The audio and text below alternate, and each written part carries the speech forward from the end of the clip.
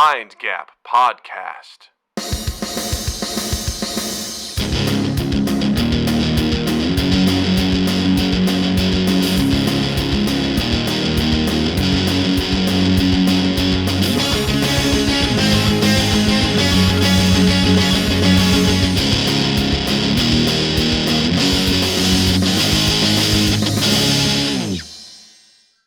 Hey everybody, welcome to Mind Gap Podcast. I'm Doug. And I'm Justin. He's back! He's back! Or it could be like in Harry Potter, like, he's back! It's happening, man. Welcome back. Yeah. Thank you, buddy. 3 weeks is a long time. It is a long time. Very long time. And I want to say, again, shout out to Noah and Seth for filling in. No one will ever be able to fill your shoes, but they sure as hell tried, and they were delightful. I'm going to say, man, I want to give them a special 2-in-1. And as anyone from the old Twitch days knows, you needed to save up a lot of points to actually activate that. So that is a special 2-in-1 fart, and that's an honor of Slotty and Gunch. Thank you both. They earned it, man. They were so helpful. They were so kind. They were very generous with their time. And I appreciate them for hopping in. Had some great conversations, had some great episodes. We had a lot of fun. And they're great. And I'm so glad you're back. We missed you, man. It feels good to be. I missed you too. I missed the community. I missed everybody. I did enjoy hearing all the dumb dickery while I was gone, catching up on the podcast. And that last one where I didn't realize you guys had gone an hour later. Started an hour later, and I was just messaging you, and then on the podcast, like, wait a second, wait, hold on. This asshole, I'm filling in for him, and he's messaging us while we're recording? Yeah. That was I had no idea you were still recording. That was very funny. Yeah, because he was literally, it's like, Justin's literally sending us DMs right now. Like, sir, we are recording, sir. Recording. I'm filling in for you, sir. You're like, what? Yeah. What the fuck? You're like, it's so late. I'm like, yeah, we had to start an hour later with Seth. You're like, oh, shit, my bad. Right. Well, so also, if you're watching this, Justin has a new white background. Isn't that great? I used to have a white door and a white door, and now I have a brown door and a brown door. Yeah. So it works. Yeah. Ta-da! It's shocking. As soon as I set this up, I was like, oh, fuck, this is the exact same background.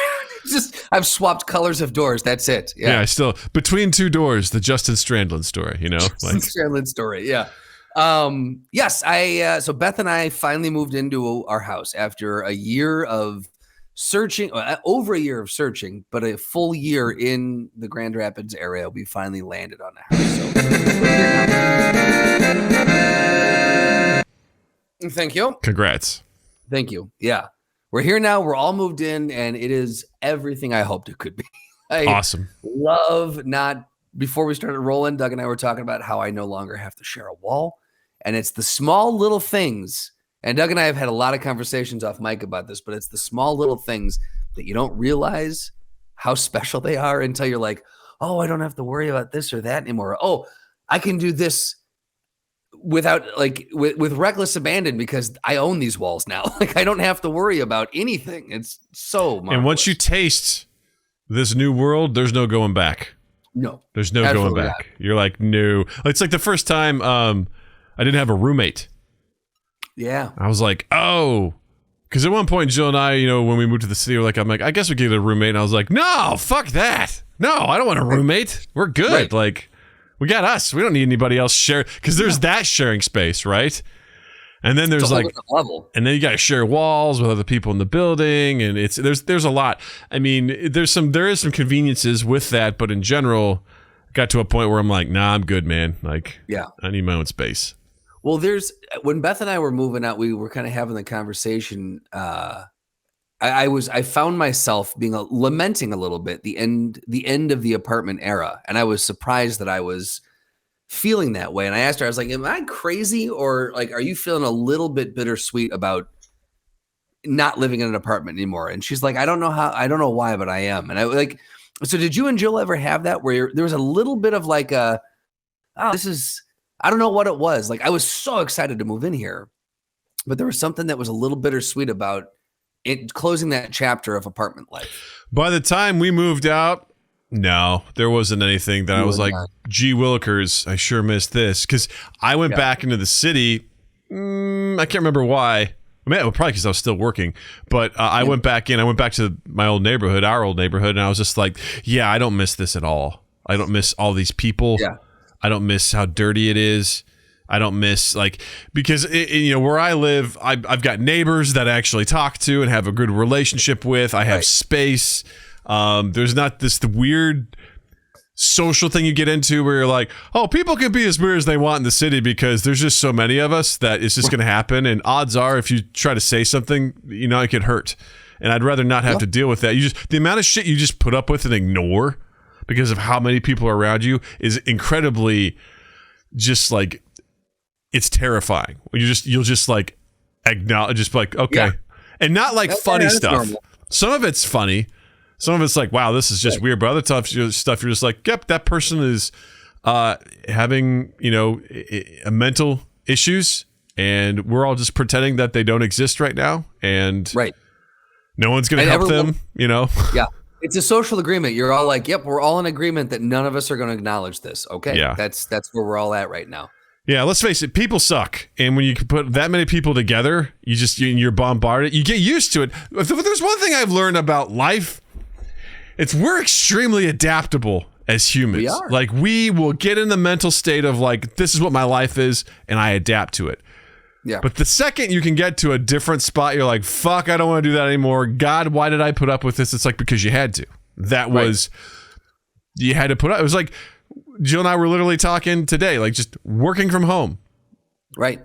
That is kind of what the world is, and I think that's the way the world's going to be moving forward. Some places are going to be like, we're going to pull you back in, but for the most part, I'm like, people don't want to do that anymore. We did it because we did it, Right. This is what was expected, Yeah. Just think about how quickly we all adapted to sheltering in place. Yeah. When everything was locked down, like everyone, within a few months, it's like, okay, this is it. And there was that feeling when things started opening back up of like, oh, and this is such a weird thing to feel because like there's so much was horrid and just horrendous with COVID, the loss of lives and the people getting sick and just so much was horrendous about it. But there was that weird feeling of being in that cocoon and when things started opening up, you're like, oh, this is I kind of liked. There's an element of it that felt like, oh, I'm in my little bubble. It's kind of nice in here. And I don't know if I want to go back to how things used to be. And then very quickly we all adapted to going back to the way things used to be, Yeah. So it's amazing how quickly we can kind of oscillate between those two things. Well, not that, like, even just, having a kid, like those first couple of years, in my opinion, suck. They were not fun. I didn't enjoy them. No. But the idea of like, oh, Natalie has basically shits and pisses in a diaper all day, every day. That was my life, changing diapers. Right? Yeah. They were to the point where like, fuck, we got to teach her how to like use the bathroom. We got to use the toilet and doing potty training. I was like, God, this sucks, because you're constantly like every couple hours like, hey, let's try and go to the bathroom. Like we carry like a little toilet with us in the back of the van and everything. Yep. And then I got to the point now where I'm like, hey, you can piss and shit on your own. Like, you know how to do that. Yeah. And I'm like, God, how did we ever put up with that? Or just all of the things that were everything we had to take with us when we went somewhere. It was like, oh God, yes, hauling all sorts of stuff. And now I'm like, oh man, like we don't have to deal with that anymore, but we just tolerated it. You put up with it because like, this is my life. This is what I have to deal with. And you do it. You're adaptable. You adapt to the situation, even if it sucks, because what else are you going to do? Yeah. We as human beings are, we're miraculous and we're also horrendous. Yep. We are a duality that will never be truly understood by anyone ever. Just. Yeah.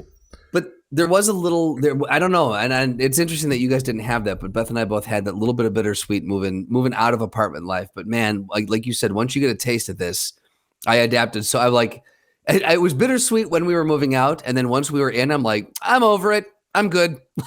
I don't miss it. Yeah, I mean, once we got our house and literally were handed the keys and we're like, okay, wow, we're homeowners now. This is weird. Like, what do you want to do? Like, should we go look at the house? Because we hadn't moved out of the city yet. So we went over there and I was like, I just want to be here. Like, I don't want to go back to the city. Like, I just want to be in here right now. I want to move here now.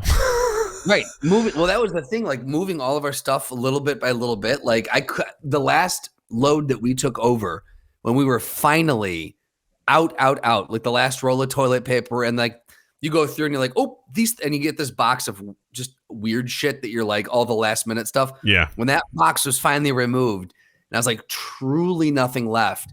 I was like, oh, we get to drive over there.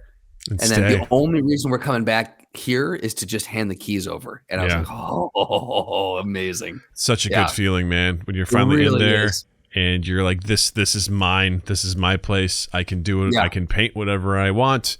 I can decorate any way that I want. I can plan for the future, make it whatever I want. Like it's mine. It's a very special feeling. And I am so happy for you and Beth. I'm so glad you've been on this road for well over a year. You know, well, it's been longer than that, right? 2 years? It's been actually looking at homes in different cities and the whole 9 yards is close to 2 years. Yeah. So that's quite the journey. It was exhausting, and I'm glad it's done. Glad that we landed in the house. And on this podcast, you're going to see, I know Noah mentioned that he was on his 8th camera setup since he's been on this. You're going to see multiple on this one of me until I find my final form. So bear with me.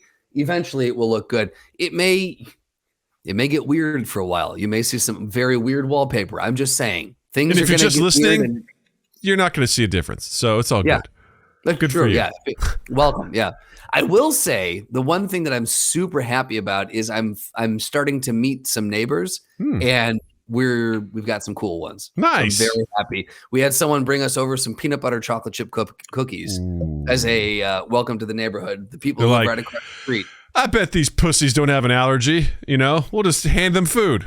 Well, the first day they came over and they said, we were going to bring cookies, but we didn't know if there was any food allergies. That's good. And Beth goes, there is none. And about 2 days later, she came over with a big plate of cookies. And Beth was like, so these are our new favorite people. Right. Yeah. That's awesome. I'm so happy. Right. Yeah. Good neighbors. Yeah. Underrated. Underrated thing. You don't think about it until you have a bad one. And you're like, fuck, just can ruin your life. And I unfortunately have never had that, but I've heard horror stories. I've seen videos of just. My sister-in-law has one. Oh, she's got one. Her next door neighbor, Steve, is just, I'm going to say it straight up. He is a cunt. Yeah. Just asshole.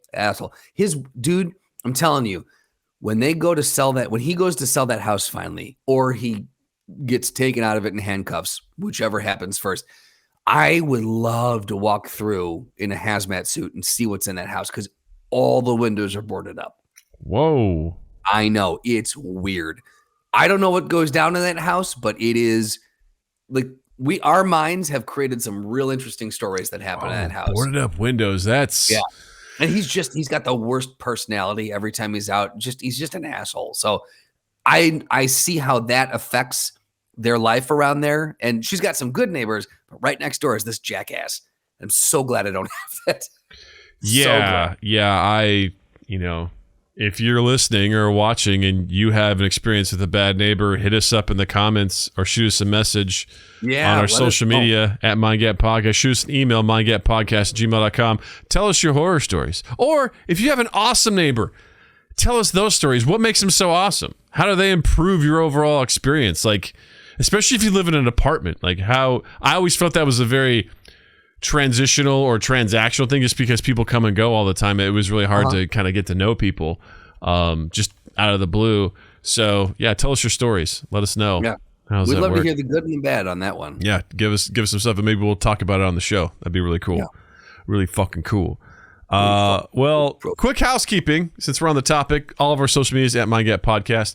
If you're listening, you can always check us out youtube.com/MindGap Podcast. We live stream on Tuesdays at some point in the evening. Sometimes the internet's good. When the internet's good. This episode was not live streamed because I was having some internet connectivity issues instead of just making it a horrible experience. I just opted not to stream and instead we're just recording this, which is the good way to do it. But typically we live stream on Tuesdays. I also host a video game live stream on Fridays where I play different things. Last week I played this game Not for Broadcast, which was an amazing game. Also stressful as hell. Probably the worst game I could play on a stream because there was no way I was going to be interacting with anybody. I didn't even want to go back and rewatch it because I think it was just me staring blankly in the screen trying to focus, because if you're not familiar with it, you are essentially in control of a control room for a live nightly news show. And you have to control like cutting to different cameras, hitting the beeps for the swears. You got to deal with interference. You got to play the commercials. It was intense. It was very intense, and I was just sitting there being like, "Oh my god!" It was a fun game. As much as I would love to stream it again, I don't think I will, because I don't think it's a good experience for anybody to watch me do that. The kind of game that I don't understand why people play. Because in my mind, when you go to play a video game, the reason you're doing it is to relax, to unwind, to detach from reality. And this just sounds like you are going in to do a job. Like you are literally doing someone's job, and it seems very stressful, and you're not getting paid for it. I don't understand why these games exist. I truly don't. Well, the cool thing about this game is it has a really cool story. There's something sinister happening. It's unfolding in society, and you're kind of helping it along, or I don't know, you have a lot of control at your fingertips, and you start to realize that. I've just scratched the surface on what's going on, but it's very interesting as you kind of go about, and it's a lot of choose your own adventure. Like you're presented with a situation, you have to make a choice, and you're gonna piss somebody off, but it's like, what do you? They're not great situations. Like, fuck, I gotta pick this or that. I don't know, man. It sucks. So I don't know. It was, and also all of the footage and stuff, it's all actual people. It's been recorded with a camera. So like it's very interesting. It's pretty well acted and things like that. It's fun. It's a very fun game. So anyway, you can check me out hosting those kinds of games on Fridays, which is great. And also check out our YouTube page while you're there too. We've got all sorts of playlists. Check out our shorts. We got a lot of cool fun moments and clips from the show and clips from the video game streams. So check all those out. And if you're interested in supporting us, you can hit the like button and the subscribe button on our YouTube channel. If you're listening to it, wherever you're listening to podcast, you can rate and review.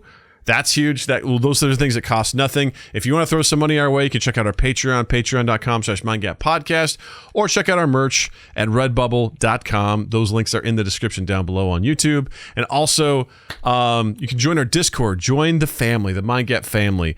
If you're not familiar with Discord, essentially it's like a chat room /forum where people can come and hang out. It's ours. We moderate it. We have a good time with it. I want to say welcome to Sal, who just joined the family, and also to Sal, who subscribed on our Patreon. Thank you so much for the support. We appreciate you. You're a good human, and we love you. So you can hit the description, link in the description down below. Join the family. Hit us up. You can share memes, talk about the podcast, talk about all sorts of stuff. We have a really good time there. So, yeah. That has been housekeeping. Yeah. Yeah. So Justin. Yes, sir. How the fuck are you, man? I'm good. I'm tired, but I'm good. Outside of moving, just got back from San Diego, where that's why Seth had to fill in for me last week. I was out in San Diego filming for a client out there, doing a promo video for a hotel, which was really fun. And I know you guys talked about it briefly on last week's podcast, but I had, rarely do I have moments that like floor me, where I'm just like, I don't really know how to process what just happened. I don't feel like those happen that often anymore. And the older you get, the harder it is to really, wow yourself and just be like, whoa, what was that? Wow. Oh, wow. But you guys told the story about, I was in the airport. I had a layover in Minneapolis, and I went to a Starbucks there, early flights. I was tired. I was like, let me get some Java in the system.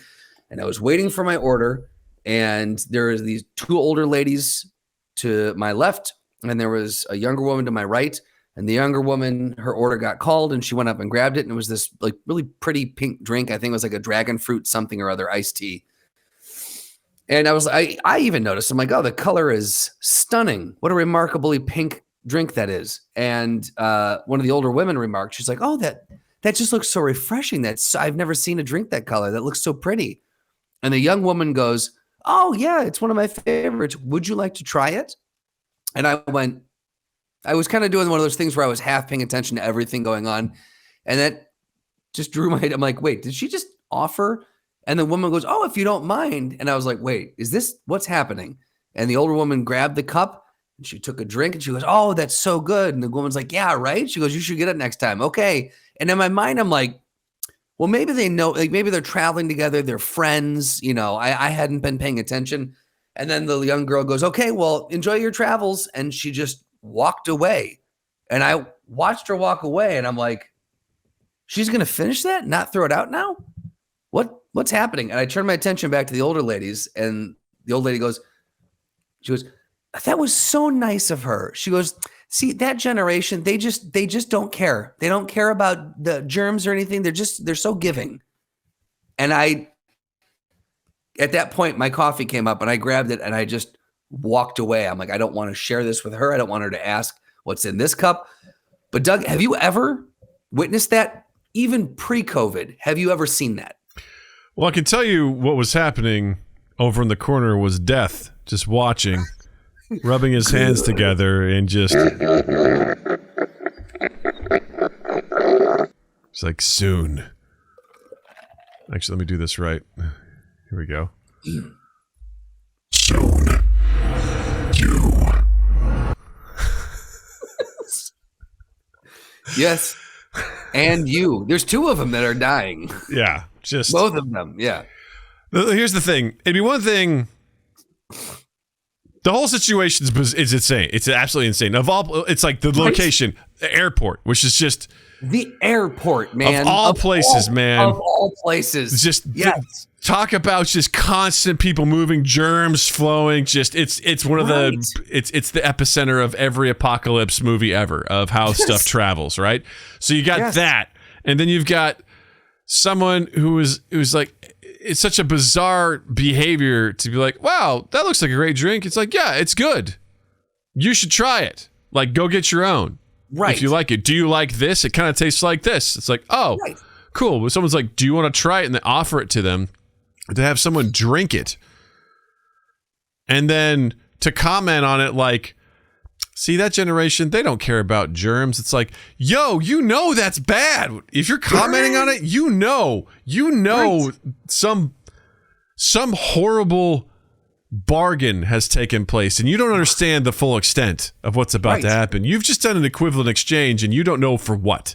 You may have gotten to taste this special, forbidden, fruity pink drink, but at what cost, ma'am? At what cost? Jesus Christ. What are you doing?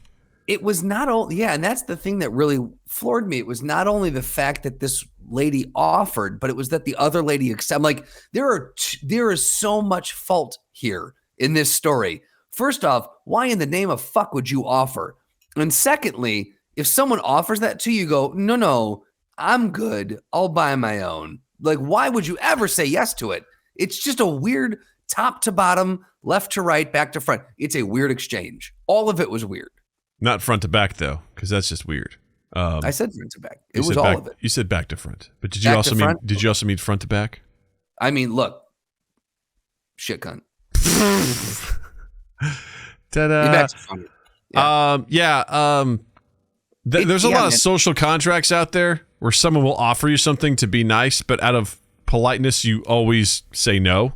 No, thank you. I'm good, but thank you. But it's the idea of like, hey, I want to offer you something. I know you're not going to take this, but it's the idea that I'm still trying to be polite. And if someone just says, yeah, sure, I'll do that. It's like, no. Like, you don't drink someone else's drink. Well, and I thought, I'm in Minnesota. Like, maybe is this like the ultimate Midwest niceness? Like, have I entered a Midwestern portal where like just like manners are like over? They're just like blowing out of proportion. I'm sorry, that's not kindness. That's stupidity. That what it is. Okay, well, Midwest. I mean, look, we're all from here, so we get it. Yeah, that's just to say like, oh, that's so kind. It's like the kindness would be for someone to buy them that drink. Right. Exactly. And you like here you go.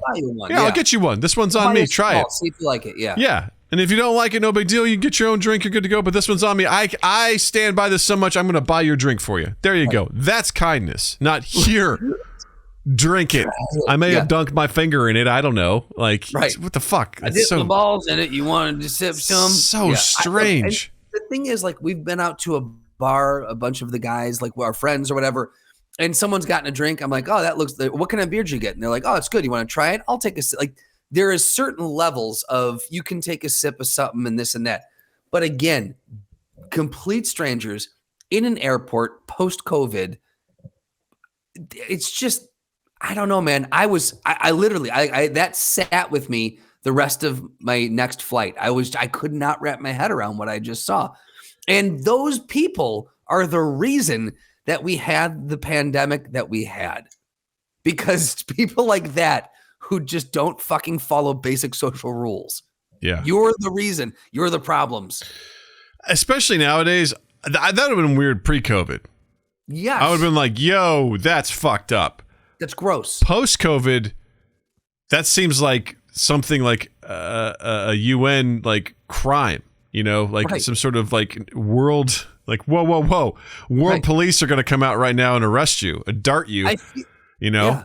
I feel like post-COVID, you're legitimately playing Russian roulette. Like you don't know what's coming in the other side of that. And when we cup. say post-COVID, I mean, COVID is still out there right now, ravaging people, like murdering people left and right. It's on the other side of the big waves, Yeah.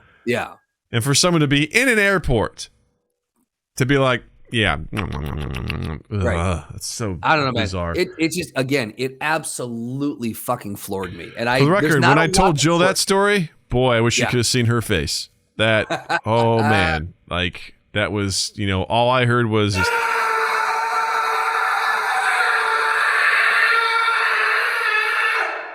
yeah. Yep. Yeah, it was. How long that goes on. It was not good at all. So, yikes. That's a big yikes right there. Not a fan. So, hard pass. Yeah. Well. Hey, Minnesota, do better. Yeah. Right. Man, it's wild shit. So cool. Stranger drinks in an airport. Gross. Just gross stuff. Did you watch a lot of shit on your travels? Did you get a chance to get caught up? Boy, I did, man. I watched Ghostbusters Afterlife. Nice. Great movie. I watched Planes, Trains, and Automobiles. I watched Booksmart from 2000. Was it 19? I think it was Olivia Wilde's directorial debut. But the two girls graduating high school, they're super nerds. They hadn't gone to a party yet, and I'll tell you what. There's a scene where they take drugs and they imagine themselves as Barbie dolls, and in that, they strip down naked because they're like, "I'm so smooth," like they're having this trip, and one of the Barbies basically just starts masturbating, and I gotta say, like after listening to How Did This Get Made enough and hearing them tell their stories of watching the movies they're going to be talking about on planes on the way to the show. And then some of them have really awkward scenes. And like Paul Field, I was like, I was the pervert on the plane. I almost turned it off. I'm like, you know what? I'm going to ride this out. I'm going to push through this. When you get embarrassed, you start getting hot. So I was sweating as I was watching this. I'm like, also not a good look to prove that I'm not a pervert, but it was a fun again, it was my social experiment and I passed. Did you? Yeah, watched a ton of shit. It was good. I caught up. Nice. Very good. Yeah. Well, are you all caught up on Legend of Vox Machina season 2? Dude, I was done watching that thing before. I watched the last episode before it even aired. I couldn't consume that quick enough. It was so good. It was so good, man. I like, if there is a balance between having everything available to binge all at one time and one episode a week, I'll take 3 episodes a week, honestly. Yeah. I feel like that's a nice compromise in how we do this sort of stuff, because I just recently rewatched Arcane again on Netflix, which, Justin, I can't recommend that show enough. 9 episodes. You got to watch it, man. You got to do it. Right. It's so good. But they did the same thing where they released 3 episodes a week, and they're such great, like they work as their own like separate trilogies to 3 separate chapters of the story. It's such a great tight story. It's so well done. But with Vox Machina, when they did that, I was like, oh, it's Friday. Woo! Like, I got 3 episodes to watch. And I get real excited, and you get to see nice chunks of things. And, I guess if you think of, well, I guess these were probably like 23, 24-minute episodes, so you're kind of almost getting an hour out of it, whereas like, Last of Us is, typically about 50 minutes to an hour, depending. Yeah. So I guess you're kind of getting roughly the same thing if you think about time, but man, such a Those good episodes flew by though. They were did. Such good. Like, I mean, they moved. They just moved. And as soon as you could see it wrapping up, you're like, no, how many more? Oh, good. I have one more left. Right. Okay, good. Yeah. You get so pumped. You're like, oh, good.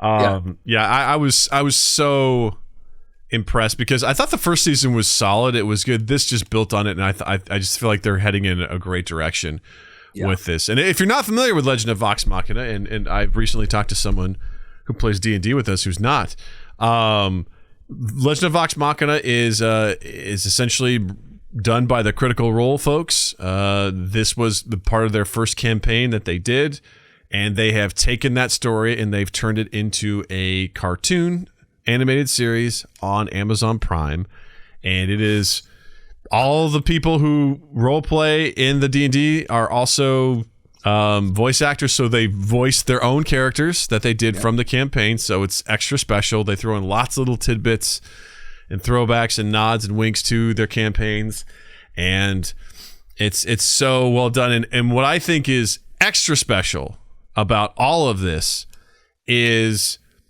all of this stuff, the plot and everything that's happened in the game, and most of it's just because of dice rolls. Right. They built the story around it. It allowed them to naturally grow this story. And that's what makes it, I feel like there's heightened elements to this, because that's what it's like playing the game. You've played Dungeons and Dragons for a little bit now. I'm currently playing it, yeah. And do you remember what it's like the first time you had combat? Did you get nervous? Yes. I'm nervous every time we go into the goddamn game. Absolutely. Yeah. But the first time we did combat, I was convinced all of us are going to die. Yeah. Just straight up convinced, because who knows what the fuck. The one that I was the most nervous about is when we fought the demon. Mm-hmm. And devil. I'm sorry, I Justin. play this. Sorry, the devil. Mm-hmm. Not the devil, a devil. A devil. Oh my god, nerd. I play this barbarian, big dude who packs a wallop, and I took a big fucking swing, and Doug's like, "It doesn't feel like your normal swings." And I was like, "Oh no, what is this thing that we're fighting?" And we couldn't put a dent. And I remember the worry that I felt, because every roll was so important, and if you let your turn go by and you didn't roll well, you were fucked.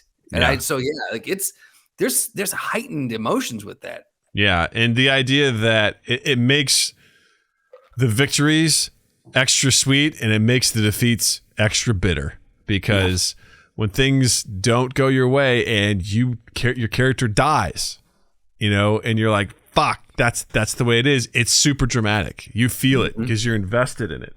And it's just, it's so funny. Just, I think about, because what's great too is if you go on Instagram or TikTok or whatever, any of those places, you'll see they'll sort of stitch together the moments that happened in the show and also how it happened at the table. Machina. Yeah, with Vox Machina. Yeah, they show you what happened at the table, and then they show you the corresponding scene that happens. And I don't want to spoil anything for anybody, so I'll just say there's a very critical thing that happens. I think it's in episode 3, possibly. Maybe it's in episode 4. I don't know.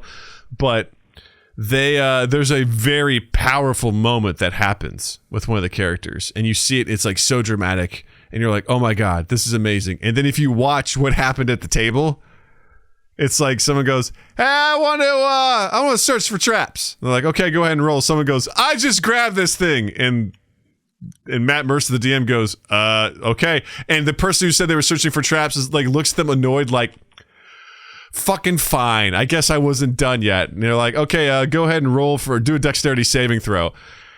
And the girl, Laura Bailey, who was going to do the investigation, she rolled a natural 1. And the look on Matt Mercer's face, he goes, You rolled a natural 1? She goes, "Yeah." And then something terrible happens. Yep. And this has a lasting impact for the remaining of the campaign, all because another player did something before waiting to see if this thing was trapped. Right. And it's not just a lasting impact for the character who rolled the nat 1. It's a lasting impact. It had a ripple effect. Yes. It rippled out from many characters. It was very interesting to see how that happened. All because someone just didn't wait for someone to roll to see if they found any traps. Right. There's big turning point in that game. What? Yeah. And same thing. There was another moment with Grog and Pike. Mm-hmm. Where Grog is very bloodlusted up, and seeing that on the screen versus also what happened in the show, and you're like, and how they were able to play that, and you're like, this is dice rolls, man, that tell the story. And I find that to be so much more impactful because things can still be cliche, but the outcomes aren't up to you. Right. The dice determines the outcome. So to me, that's way more interesting, and the stakes are so much higher because of that. And God damn it, it makes it so much more interesting. So I'm going to make the contention that all stories moving forward should be written with the 20-sided die. I'm not opposed to this. I'm really not opposed to this. I like the idea. When you as a writer are going to be like, I want to see, I think the character should do this, you need to roll for it. You need to set a difficulty check. You need to set the parameters. And if you don't make it, you have to be like, all right, how did they fail? And if they succeed, it's like, how did they succeed? And can you imagine what writers' rooms would look like if that was the WGA would lose their fucking mind. Like if they just knew the writers were rolling dice to get their stories. I love it.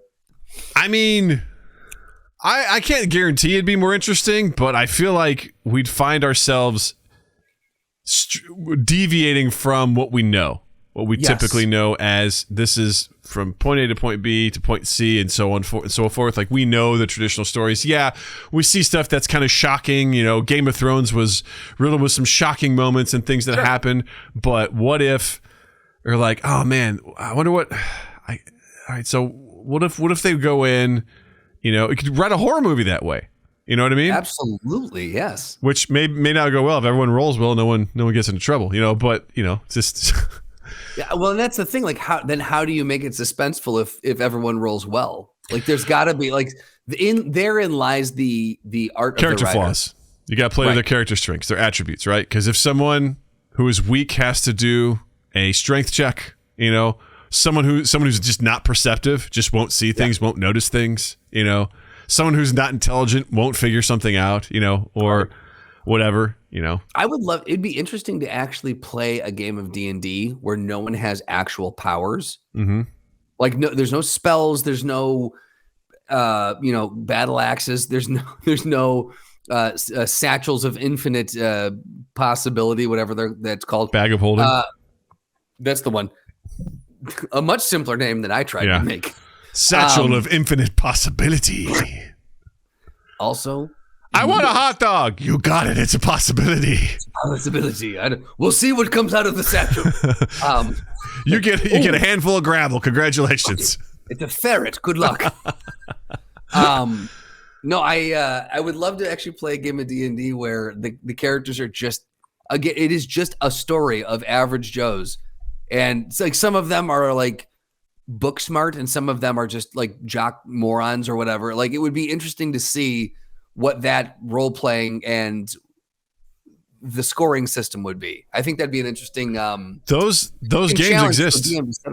Those games exist. There's like yeah, there absolutely are. Of course they do. There's everything exists. Not necessarily D&D, but like there's different systems and stuff that exist where it's purely just about telling the story. So there's different. I don't know them, but I've seen them played where people, it's very fascinating. There's like H.P. Lovecraft inspired things called Call of Cthulhu, where you have to deal with like going insane based on stuff that happens. There's cyberpunk. That sort of stuff exists. There's all sorts of things, but I remember in particular, there's different systems that exist that are they're not D&D-esque. They're basically like, this is your character. You are a teen in high school, and this thing is happening without the world, and you're sort of navigating it. And there's different elements that happen, and it's very role play heavy. It's less mechanics and things like that. But you're still rolling for chance outcomes. Yes, exactly. Just to see what happens, which is.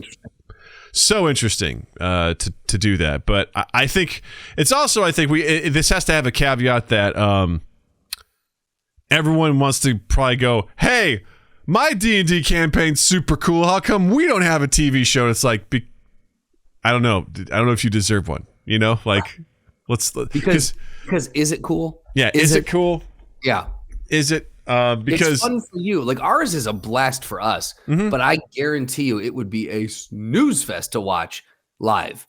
Yes, watching live. We're all learning. Yes, exactly. Everyone's learning, and that's why when this comes out, I'm going to edit it so that it flows smoother, so that it's more enjoyable to listen to. Which I want to take a sidebar for 1 second. I want to talk about our most recent episode because something beautiful happened.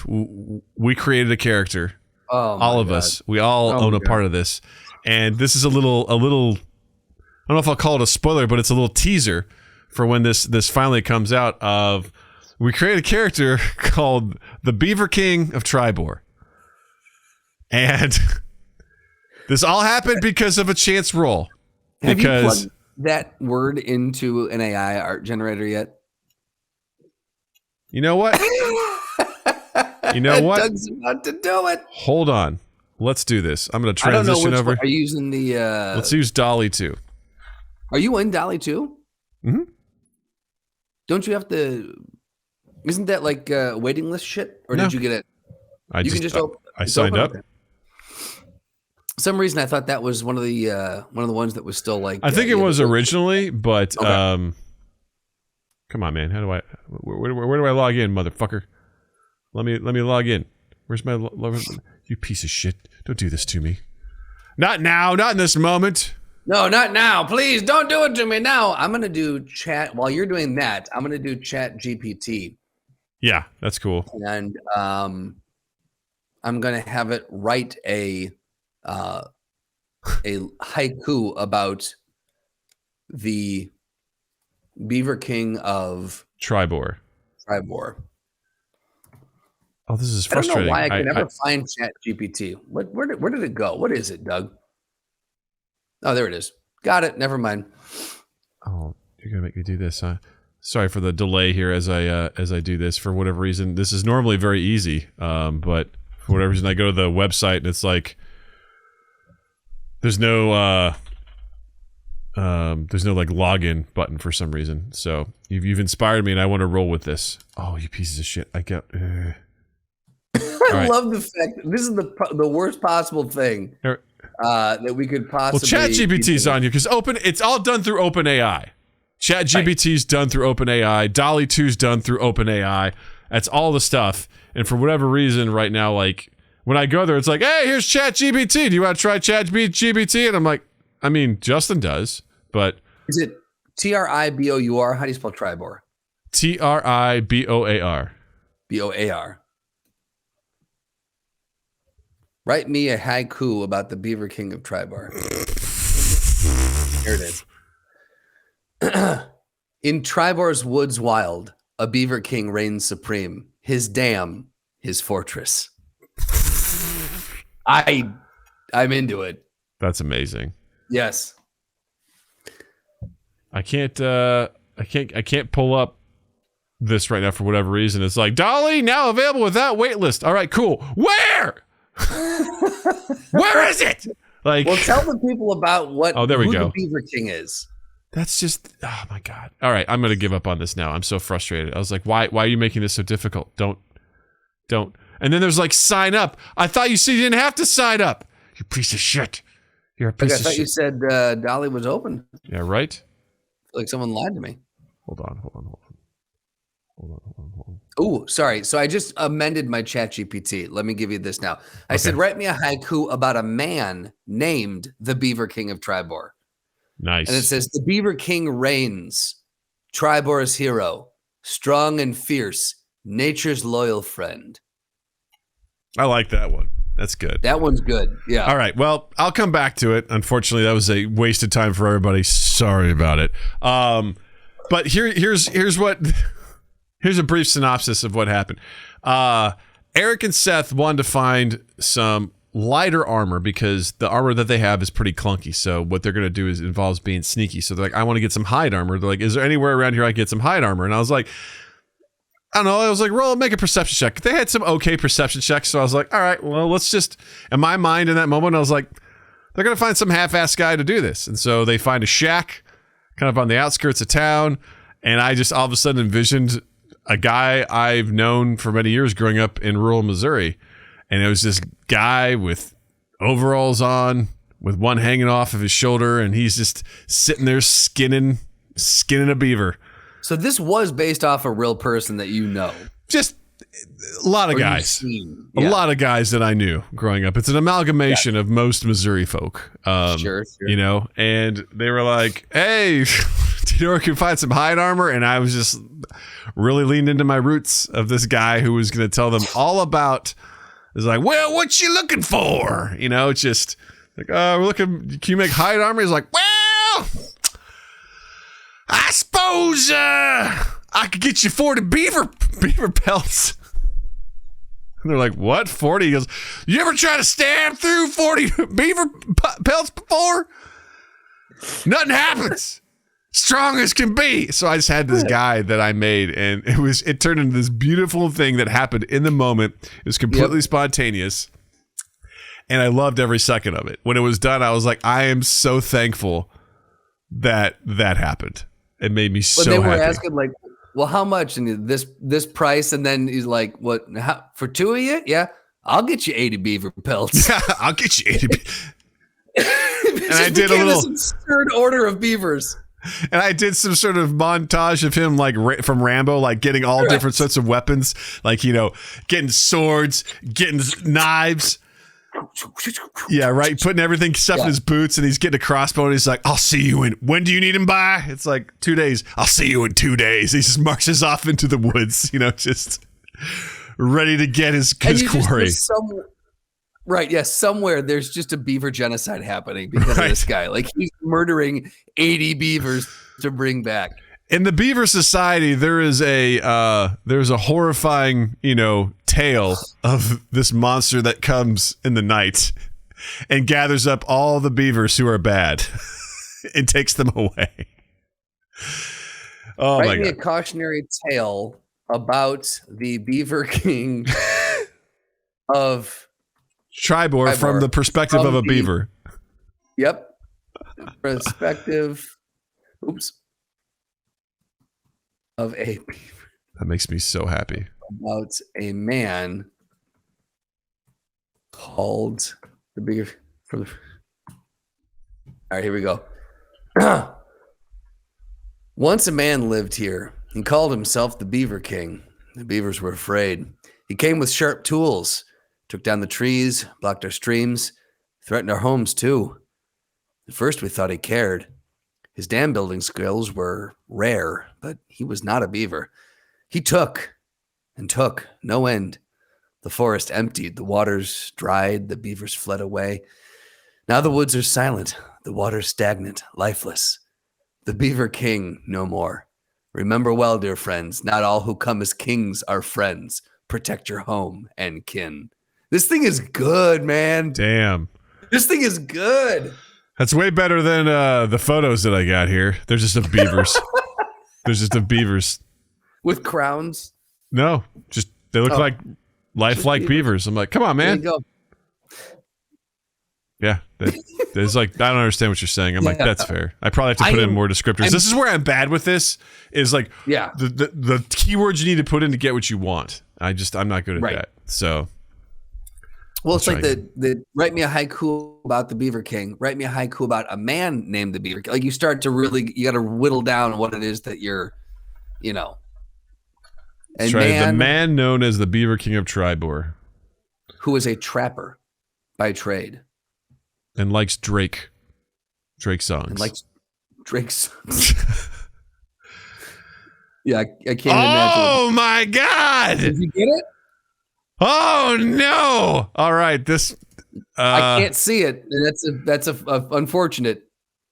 Oh, Jesus! That's not. What did you find? Too far off from what I kind of thought he was, to be honest with you. Hold that thought, Justin. All right, Holy holding. shit. Oh my I'm God. holding. Oh my God.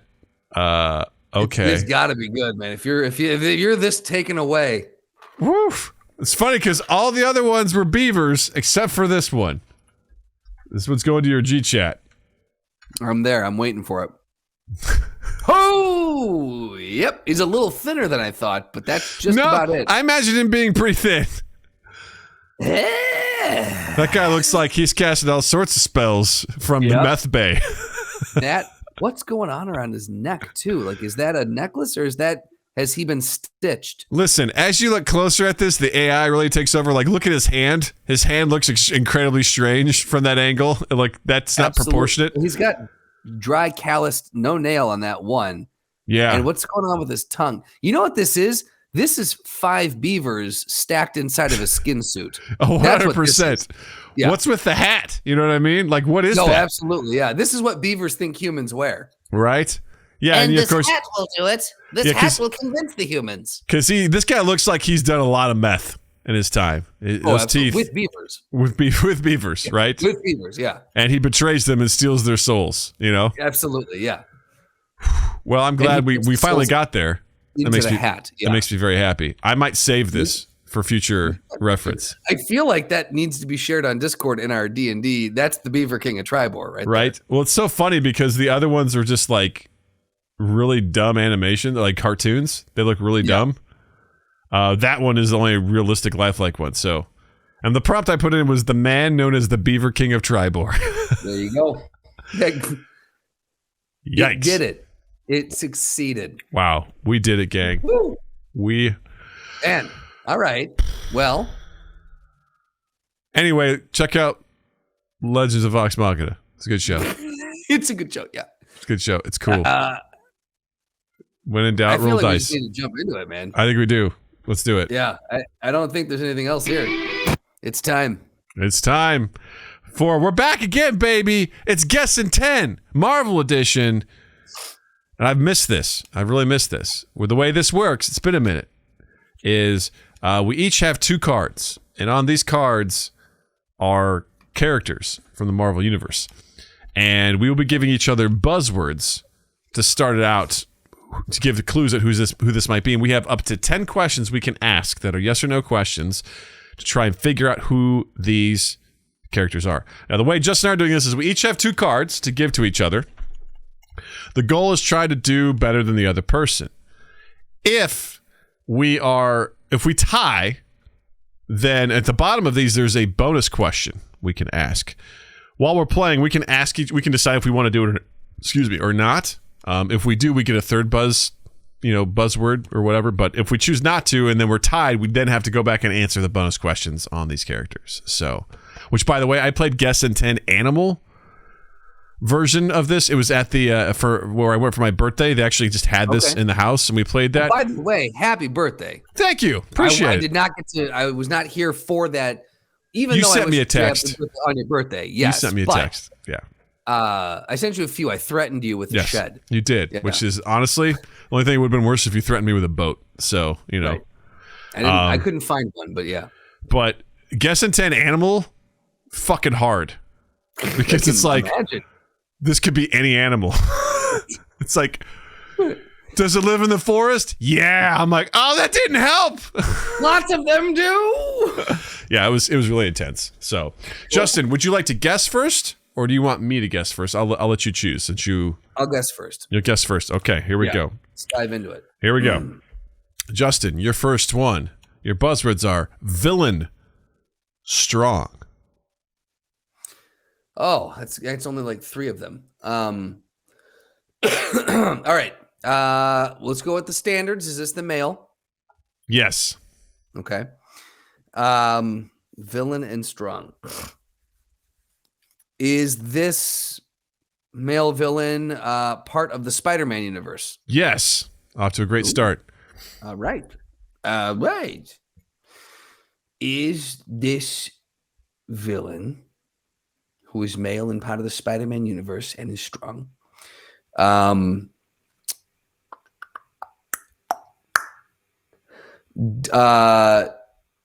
this villain have superpowers? Like innate superpowers, not aided by a suit.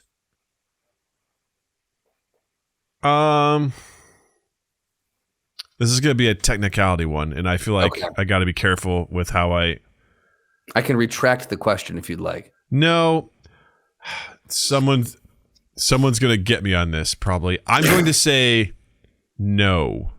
Okay, they don't have superpowers. Not in the traditional sense. Okay.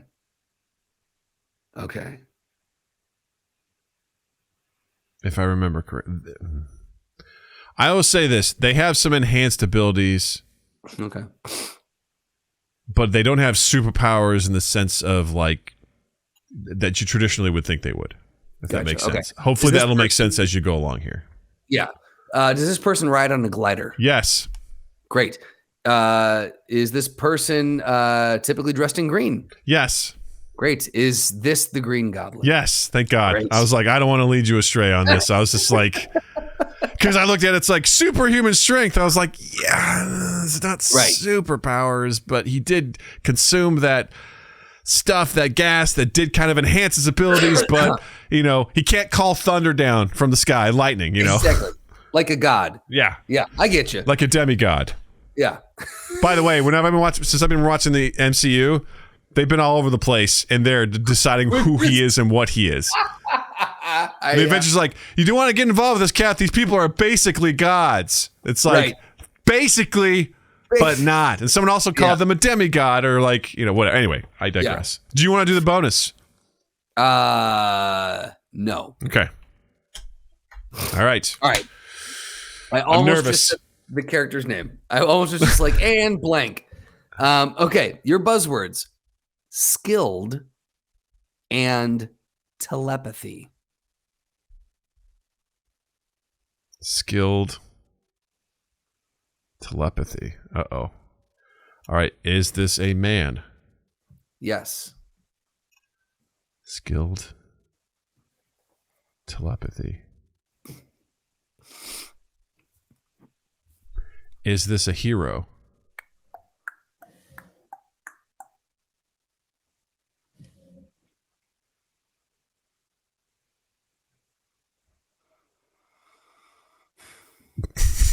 Yes.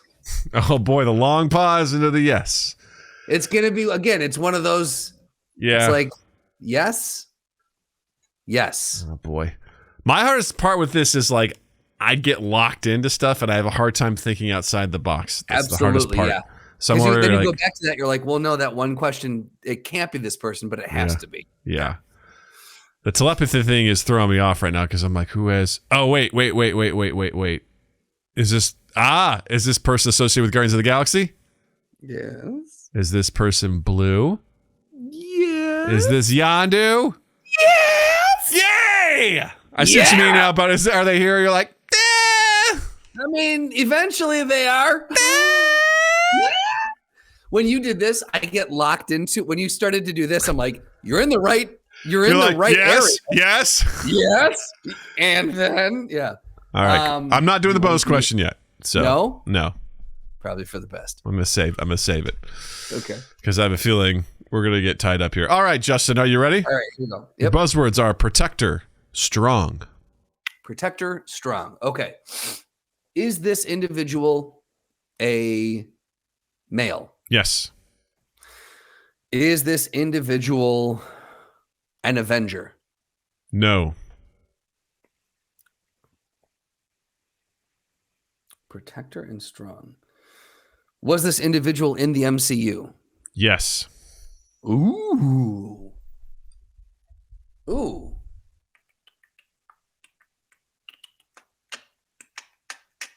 Is this individual from Earth? No. Okay.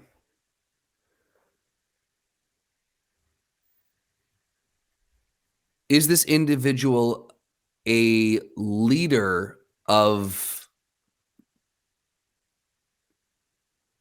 a people? Yes.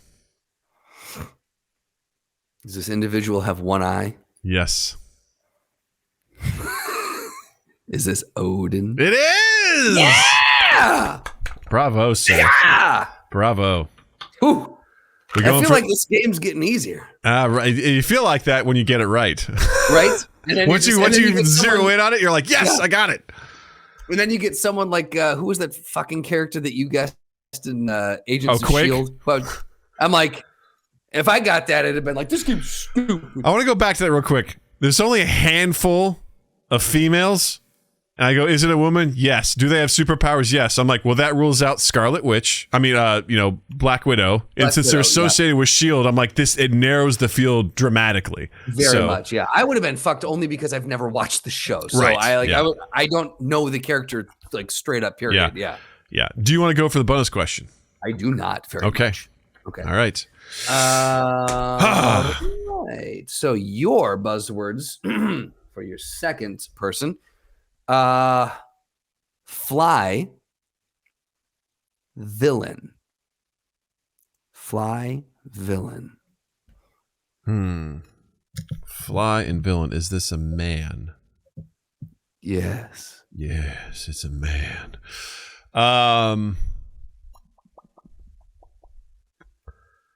Okay. Is this person from Earth? Yes. Okay. Is this person in the Spider-Man universe? Yes. Ooh, okay. Does this person have mechanical wings? Yes. Was this person played by Michael Keaton in Spider-Man Homecoming? Oh, yes. Vulture! Ding! You got it, baby.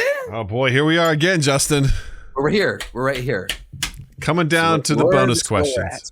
Okay. All right, so it's now your turn. Who do you want the bonus question from first? Do you want Green Goblin or do you want Odin?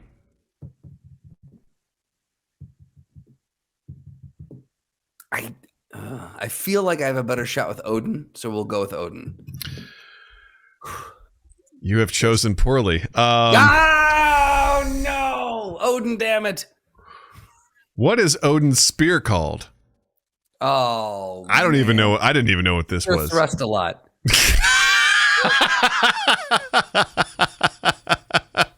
Final answer. No, it is. Okay. It is Gungnir.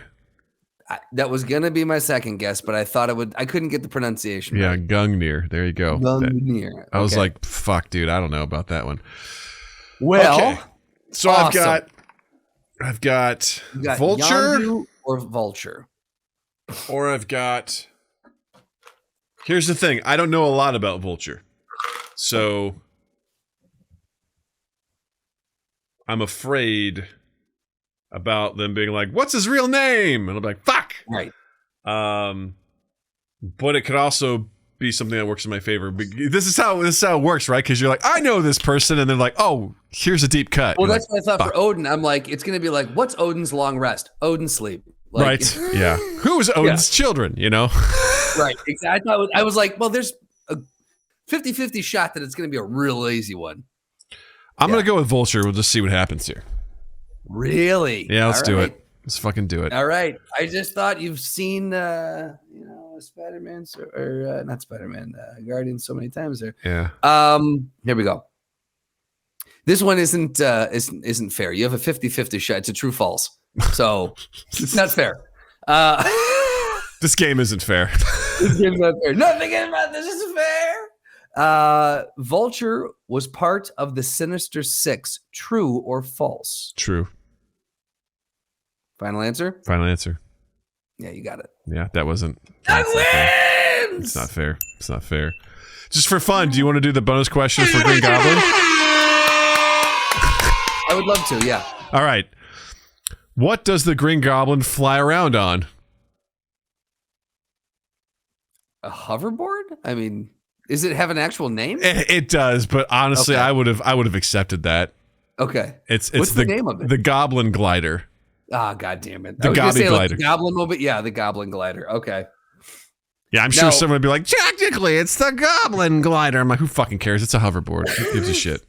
Do you want to hear Yondu's? Give me Yondu. You actually chose correctly on this. Because Yondu's, I was like, because he knows Guardians, he's going to say Yondu and he's going to get fucked. If you get this, I'm going to hang up and I'm not going to finish the show. Yondu's arrows are made of a metal that is extremely sensitive to sound. What is this metal called? You want to say vibranium, but that's obviously not the answer. So is it? I don't know. I don't think I know it. Yeah, I'll just say vibranium because I don't know. Yaka. Yaka. Hey, here's this. We both had an easy one, and we both had a fuck you one. You know?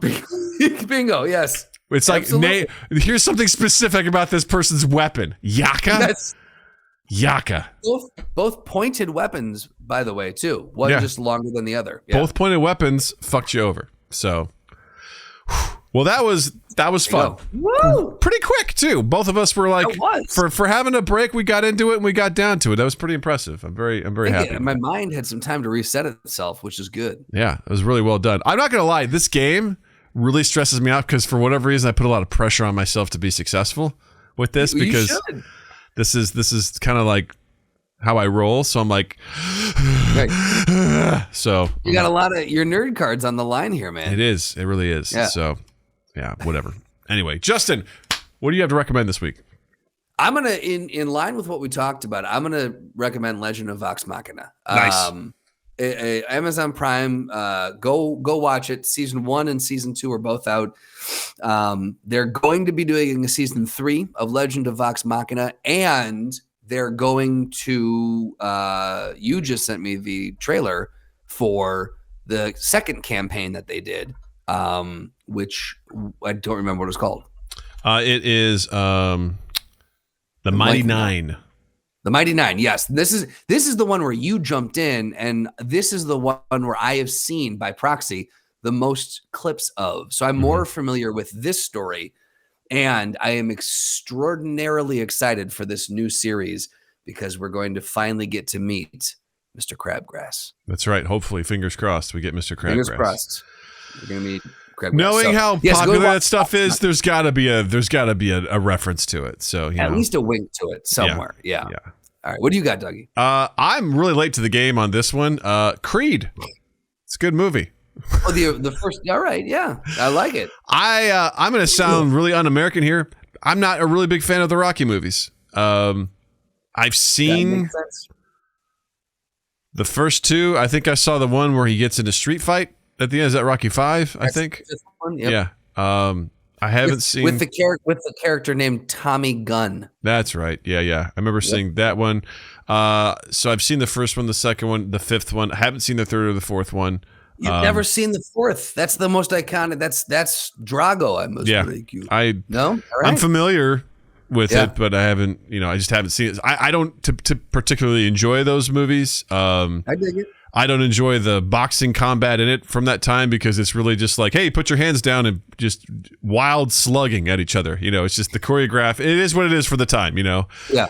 So it's really obnoxious to watch. So it's just not my jam. I know some people just get a raging boner watching those films, and it is what it is. And hey, congratulations. It's what you like. Don't ever let Rob Ballmeyer hear you say that. Oh, I know. I knew that when I was saying this, that this is risky when talking about this with Bob. But I finally, Creed was on HBO Max. I was like, you know what? I love Michael B. Jordan. I'm in the mood for something like this. Let's check it out. It's a good fucking movie, man. Really good movie. Are you going to check out 2 and 3? I'm actually in the process of watching 2 right now since it's also on HBO Max. No, 3 isn't out yet. So, has it not been released? No, I don't think so. In the theaters? Okay, yeah. So I'm currently watching it. It's unfortunate. I think the one thing about this is it's kind of like the new Star Wars sequel is that it's like, hey, do you remember the original? We're kind of doing that again. We're kind of doing it again. Do you like how the first Rocky movie, he doesn't win, but he gets respect? We're gonna do that. We're gonna do that. The second one, do you remember Drago? He's got a son. And he's Drago too. And they're gonna fight. They're gonna fight each other. Right. It's like Drago TWO and also TOO. Yeah. So so that's the part where I'm like, okay. But what honestly, there were parts where I got really fucking pumped up and in the goosebumps watching Creed. I'm like, oh shit, this is and Sylvester Stallone does such a good job as an older Rocky. who's just, trying to like talking to him and like training him. And I don't know, man, there was just some really cool, powerful.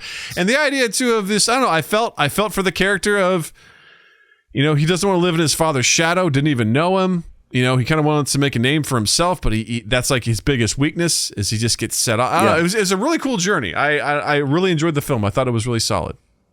You'll have to watch so there's a tradition. Oh, I know. You've seen it? Have you seen You're the one that gave me this information and sent me the clip of him getting knocked out. I did send you that. Okay, yeah. Okay. I was going to say, now that you're watching it, would probably have more of a meaning to you, but yeah. What Justin's talking about is a tradition on these movies where the actor actually gets fucking knocked out, which seems like a really bad hit. The actor has to take a punch just to kind of like, it's a rite of passage. Sly and, he got his clock cleaned and everyone else that was on there got their clock cleaned. And Michael B. Jordan takes a hell of a hit. And the behind the scenes video that's out there. So go watch it, man.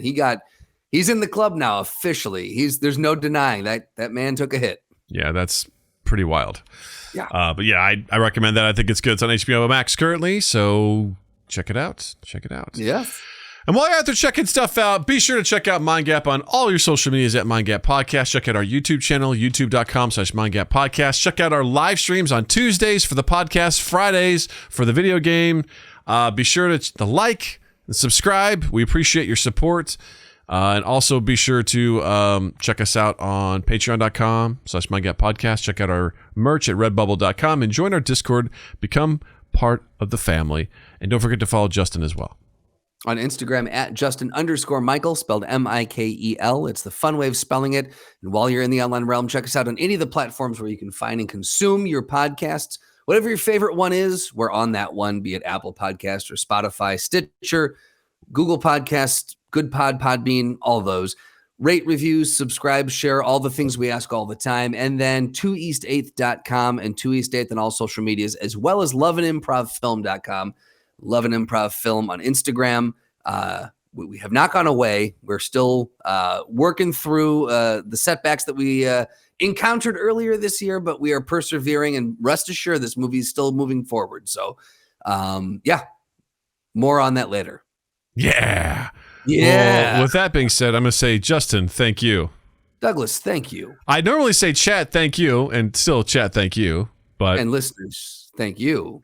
And you all have a dandy fucking week. Mind Gap Podcast.